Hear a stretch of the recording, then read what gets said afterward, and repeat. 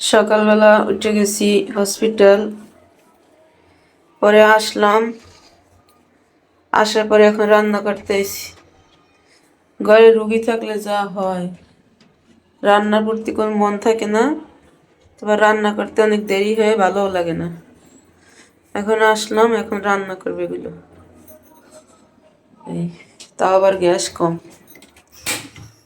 দই চুলে এখন তাড়াতাড়ি দিয়ে দই চুলে। কে কে আমার মতো এভাবে দুই চুলাই দিয়ে রান্না করো একসাথে? আপুরা, আমি দুই চুলাই দিয়ে একসাথে রান্না করে যাই তাড়াতাড়ি।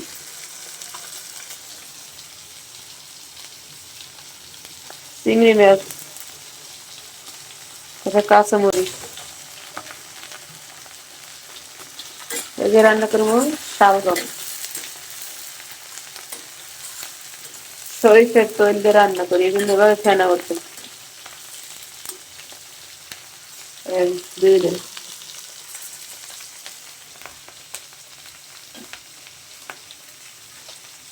এই আমার স্বাদের বেগুন ভাজা হয়ে গেছে মাছ দিয়ে। আর এই হচ্ছে আমার শালগম, এটা এখনো হয়নি। এই আমার রান্না শেষ। এই হলো আমার শালগম দিয়া আলু। কেমন হয়েছে আমার রান্নাটা? আর এই হলো আলু দিয়া সরি বেগুন দিয়া মাছ। এই আমার তরকারি। এইটা হলো আমার স্বাদের পছন্দের তরকারি, এইটা হলো আমার স্বামীর পছন্দ। আগেকার দিনে দেখতাম আমাকে মাছ আছে, এখনো দেখি যে তারা যে বিয়ে বইছে স্বামীর লাগে, সেই স্বামীর যে বড় ভাই থাকে, তারা এই বড় বাইরে যদি দেখতো তাহলে তারা ঘন্টা মুড়ো দিত, কথা বলতো না, ভয় পেত। এখনো দেখি যে তারা দেখলে পাশে দাঁড়াই থাকে যে ওই বাসুরই পেয়েছে।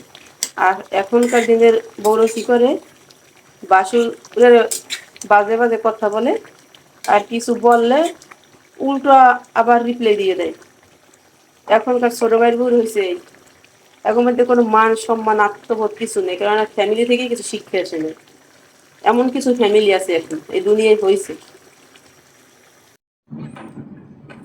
আহ, আজকে আজকে শোয়েবের আম্মু কি রান্না বান্না করছো তুমি? আজকে রান্না করছি তোমার পছন্দের খাবার, এই যে বেগুন বেগুন আর মাছ। এটা হচ্ছে আমার পছন্দের আর তুমি শালগম কি আর রাখছো? শালগম আর চিংড়ি মাছ। চিংড়ি মাছ। মাশাআল্লাহ, আর এই খুব সুন্দর খাবার রান্না করছো। তোমার কি হসপিটাল গেছি না, ও আচ্ছা এজন্য আচ্ছা আচ্ছা, দেরি হইছে। চমৎকার রান্না বান্না করছো আজকে, তোমাকে ধন্যবাদ অসংখ্য। আমি খাও। এই কষ্টের মধ্যেও আসলে আমি খুব অসুস্থ ছিলাম, এর এই যে মাঝখানেও সে রান্না বান্না করছে আমার ওষুধপত্রগুলো। এইটা ওষুধ, এগুলো প্রত্যেকদিন ওষুধপত্র। দৌড়াই হসপিটাল লইসা, তারপর আইসা আমি রান্না বান্না করি।